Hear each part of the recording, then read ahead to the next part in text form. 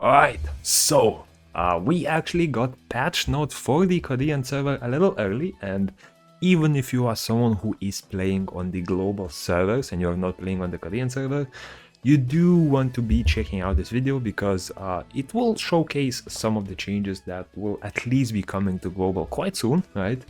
And the most important one will be the new summoner. I don't know the translation. I think she's like MARILLIGHT, who knows what the exact name is. You may have seen her as the face of the game, right? Like the game's icon is this character. So we do have a preview of her skills, but I quickly want to check over all of the other content, right? And while a lot of the content is like Korean specific, I will not go into too much details. The few things you do want to know is that there will be Adventure Chapter 37 added, right? Not in global, but eventually you know that 37 is the current maximum in the Korean server.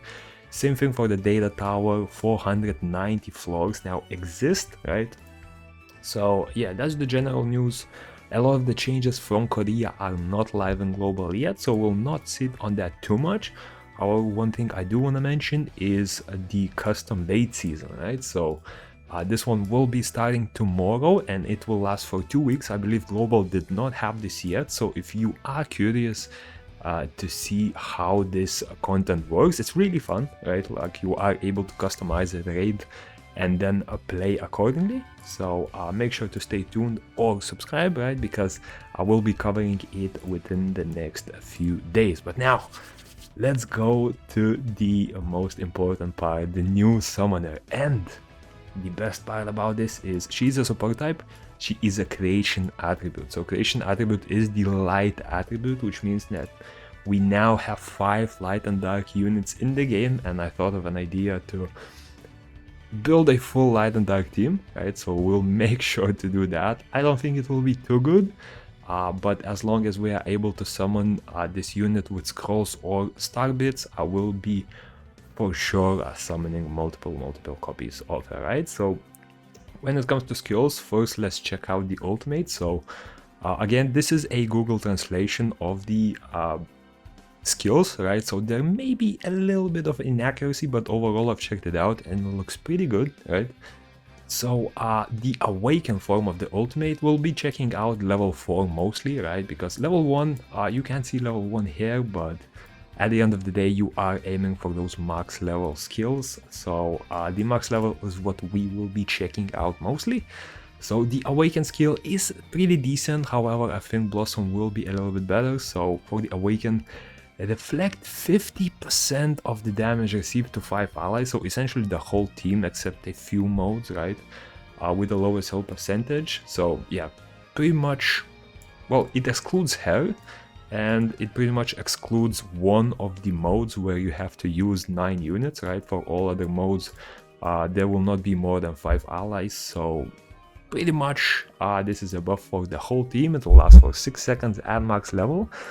And yeah, this is, it's not a reduce, don't forget that. Like, not only will it reduce 50% of the damage, it will also reflect it back as damage. So I do suspect there will be some bosses where this will be super useful for.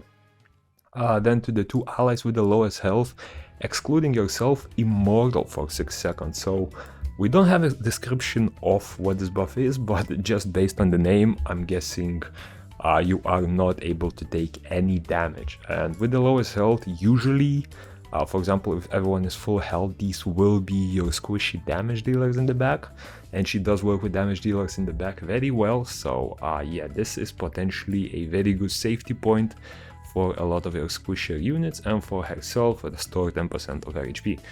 But where we really want to focus on is the Blossom ultimate. Now look how insane this actually is. To all allies, damage resistance increased by 30 seconds for 10 seconds, right?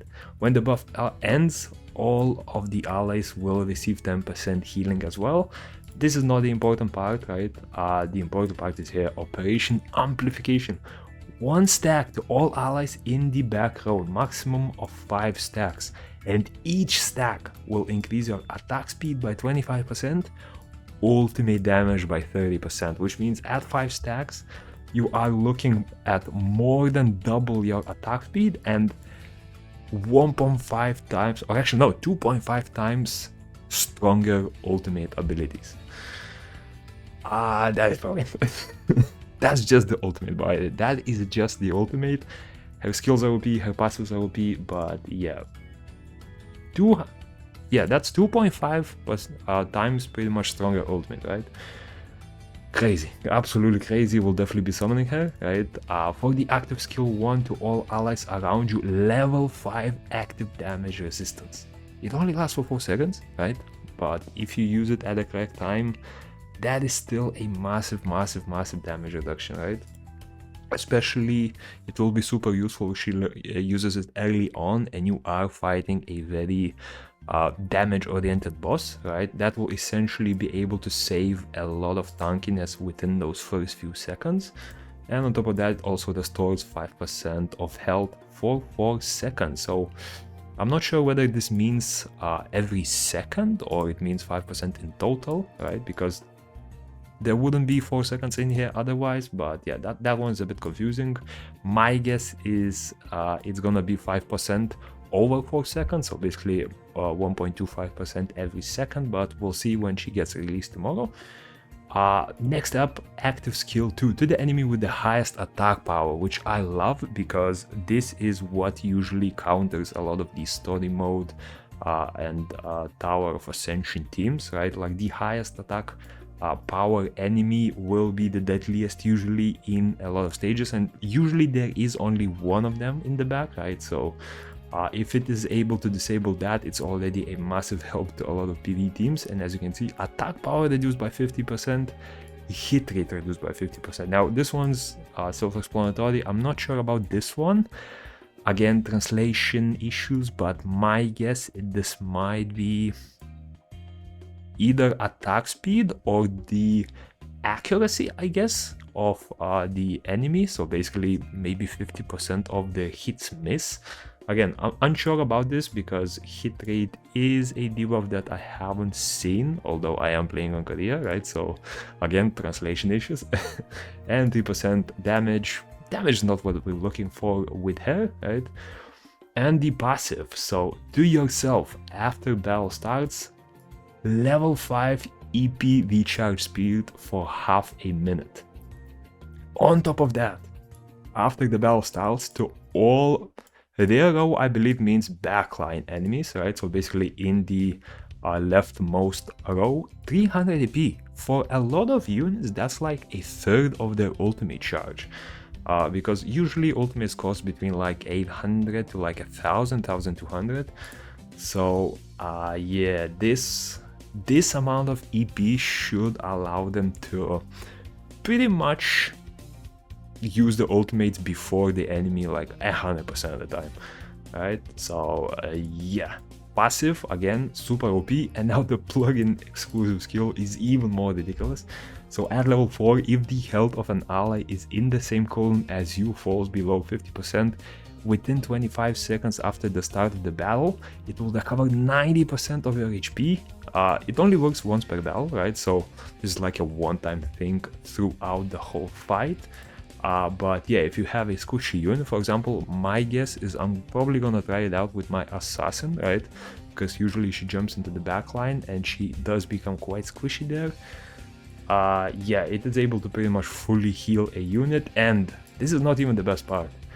Attack power of all allies deployed behind MARILLIGHT increases by 40%. So not only does it boost ultimate damage by 150%, it also boosts attack power by 40% for everyone behind. Now I wonder if you could do her in the front line and then boost the damage for both the back and the middle row. We'll have to test that out, right? But even if she is in the middle row, you do not want to be placing her in the back row, unfortunately, because this passive will not work. But yeah, whenever she's in the middle row, and you place 3 units in the back line, 40% attack, 150% ultimate damage. She's also light element, she gets more EP recharge, this EP recharge. Yeah. this unit is gonna be broken. We will be testing her out tomorrow, so stay tuned for that if you are interested, right? Because I think this unit will be, especially being light element, super meta relevant. And yeah, I'm really excited to see what she has to offer. And yeah, that's about it. Peace.